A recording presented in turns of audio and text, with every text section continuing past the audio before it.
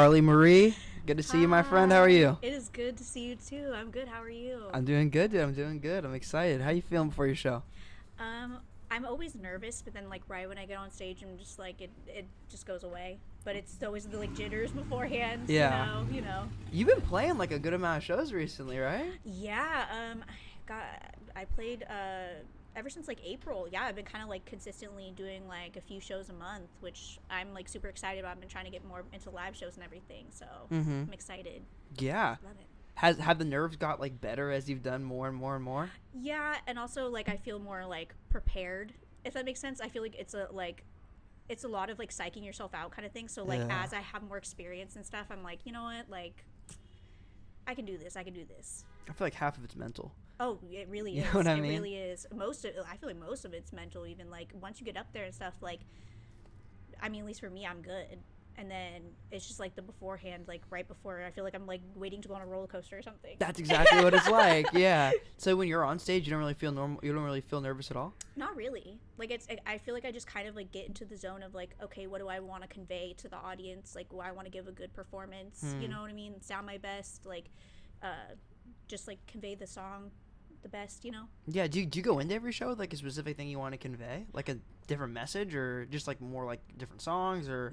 Yeah, actually sometimes I do. Like, and I also like to like get feedback from like people who listen to my music. Like, for instance, this time around, because I did like Pride last month, which was kind of more like a bunch of upbeat songs and stuff, which I'm still doing some upbeat songs tonight, but I'm trying a few slower ones because everyone said they, on Instagram at least, like some people that listen to my music suggested maybe like switching it up a little bit, doing a little bit of like some slower and some fast. So we'll see how it goes. I think it's good that you take feedback like that. I feel like Really? a lot of people have like too much ego to even like ask about Really? stuff like that. Yeah. Oh, well, I mean, I like, it's like you wouldn't have an audience without them. You know what I mean? And I don't know. I just feel like it's important to like just make sure that you listen to them and you like get their opinion and everything. I mean, yeah, like don't go crazy and like do everything for them and everything, but like, you know what I mean? If it's like, it also depends on the show too. So it's like, if a show's like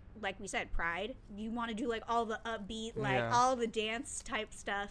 And then like if you're like in a more intimate setting, maybe do like a little bit more intimate songs so that people can get to know you a little better. Yeah, that makes perfect sense. So is this one of the bigger shows you've played, right? Yeah, I'm super excited. Yeah, I also have the state fair next month, which I'm like nervous that'd about. be Like, cool. but I'm excited. I'm definitely excited. Are you playing a mix of like slower and more upbeat stuff today, or are you kind of leaning in a certain direction? I feel like it's kind of like the first half is going to be like kind of upbeat, like start off like upbeat and fun, and then as it kind of goes along, I have a little medley of like some of my slower ones that I haven't really done live necessarily yet. So I'm excited to like see how the audience like responds to that. So you're mixing them? Yeah. Well, it's like a medley kind of like it's like it's cool. like a kind of like a little like verse and like hook from like Redo, and then it goes into Breathe Again, and then Breathe Again I think is like the whole song, but like I just wanted to kind of like see what people vibed with more, if that makes sense. That's different. I like that. Thank you. Yeah, so hopefully people like it, you know. No, yeah, of course. When you're on stage and stuff, are you somebody who like really looks into the crowd and reads like what they're feeling, what they aren't feeling, or do you try to not pay attention to that stuff? I mean, it really depends. Like, I feel like a lot of the time I do kind of like look out and I want to like, you know what I mean, connect with people, because like I feel like that's the main, at least for me, the main goal is to like connect with people and like make people feel a little less alone, you know. So like I do like to look out and like kind of, I don't know, just like gauge the vibe, you know what I mean? Like see, are they feeling this, are they not really feeling this, should I like pick up the energy a little more, give them better performance, you know what I mean? So sometimes, a lot of the time I do, I feel like. That's interesting to me. I would always think like, 'cause I mean, I've played shows with you and stuff, and like I've played other shows. I've played a lot of shows, but it's like drumming is like such a different like experience when you're looking into a crowd than like being in the front of the stage singing is. Oh my gosh, I feel like that's so much more fun. To be totally honest with you, like, I think it must be, because it's like I don't, dude, at the end of the day, like I don't worry about any of that stuff, you know, because it's like you almost get to hide, you know, you get to hide a little bit, whereas like you're really, really in the front. Yeah, I mean, but it is like what I chose, and then I'm like, why did I do this again? I'm like, wait a second, but then I'm like, oh, because I love it, like once I'm up there. Yeah. Those are like the funny things and like all the paths that we choose. It's like when you're like really working hard or somewhere and you're like, fuck, I don't want to be doing this right now. Yeah. It really makes you question like, is this worth it? And a lot of the time, if, definitely. like you said, like if you say yes, it's worth all those hard moments, you know? Yeah, honestly, like, and just like even like I feel like people don't know the background of like preparing for even like something like a show. Like they think it's like so simple, but it's like, I mean, at least when I was younger, when I was a kid, I used to think, oh, you just go on a stage and you get the mic and you go, and like that is not what it is at all. Like it's a lot of hard work, a lot of preparation, a lot of bumps in the road, but then like you said, it makes it much more satisfying at the end, being like, I fucking did that shit. Like, yeah, Exactly. you know. What's your preparation process like for a show? Do you prepare? So like, I guess I would ask you, like you said, you played multiple shows this month. Like, do you have like a preparation process for every single one, or are the other shows the preparation? Yeah, I feel like the main thing is just like I just like to make sure that like I have because like I do kind of change my set list around depending on the mood and whatever. So I would say like definitely a lot of practice, like making sure that like I each time give a better performance than I did the last time. And like looking at things I can do better, like looking at notes I can try and fix and do a little better, like techniques, vocal techniques that can like sustain my voice a little longer. A lot of rehearsal, but also a lot of like I'm an over preparer. Yeah. I feel like you probably know that about me, but Yeah, and so I would rather be over prepared than under prepared. So like I will like, and like I'm one of those people that like it's a gift and a curse when you have like an idea in your mind. And you're like, I want to do this. You can't not. I can't not do that. Like I have to do it. Hell or high water, I'm doing that. Like and like it's sometimes to like my detriment, but like you know. So it's a lot of like little details and stuff too, because I'm like I like to look at the little details. Well, I feel like the little details are the things that make a difference, you know? Oh, I agree. Because when you're playing so many shows, let's say you're doing like a similar set each one, like those in a lot of ways they could be similar experiences for an audience, but then it's like when you're like you said, you're switching up different details, or like for one you have like, you know, you just have your backtracks, another one you have like a DJ, another one you have a band, another one you're mixing stuff differently. It's like that creates an entirely different experience for people who see you multiple times. Oh, definitely. And like I said, I just want the like every time to just like have like some sort of improvement, you know what I mean, like have some sort of have people take away something positive from it, you know? Yeah, no, it's beautiful. Now that you've played more shows, have you developed like any kind of like day of show ritual? Like, is there anything you do specifically the day of a show to just get your mind right? I mean, it's gonna sound like I feel like corny, but like I'm like a very spiritual person, so I will like I will like in the morning, because like I get really anxious, I'll meditate and like light like my like spiritual candles that like they're supposed to be good for like shit being thrown your way, you know what I mean, which happens a lot with shows.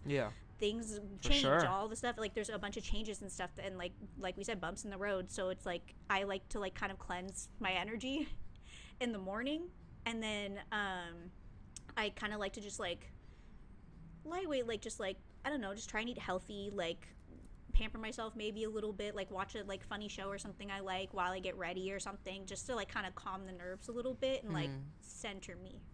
Yeah, no, I get that. I do think that like it's funny, but there's never like a perfect show. There's never like a time where something doesn't go wrong, and that's kind of part of the whole thing, you know? It's like I feel like part of the preparation is being prepared for the things that inevitably happen that kind of maybe go south or go wrong. But those are also like some things that make the show interesting. That's what makes every show unique, you know, like definitely. And learning to adapt to those circumstances is like a whole nother ball game. Oh, that's like the I feel like it's the mental, and then the adapting, like being able to adapt to things really quickly, like especially in like this industry, it's like so important. No, 100%. Do you think as you've like grown as a musician and started to work with more people, because I know you do like a lot of collaboration and stuff, have you had to learn to like adapt to like other people's styles and stuff, depending on who you're working with or a different producer you're working with, or have you kind of had to like stick to your guns and just really be like true to what you like to make? That's really interesting. I really try to stay true to what I like to make, because it's like it's kind of like therapeutic for me, you know what I mean? It's like healing in a way. It's like your own personal kind of diary, at least for myself.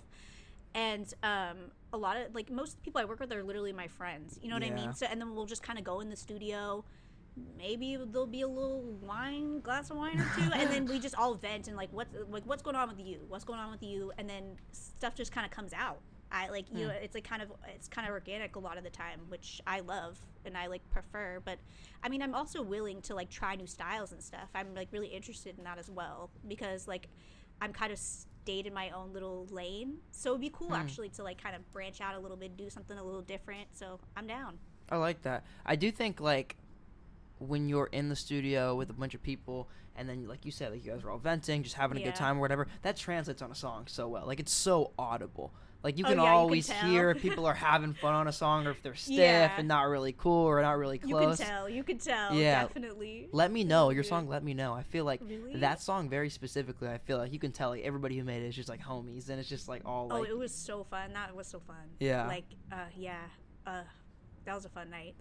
Was that like a full planned collaboration, or were you guys all just like together, like recording, messing around? Actually, it wasn't planned. It was more so like, I just, my old producer, Mike, I would just never leave him alone.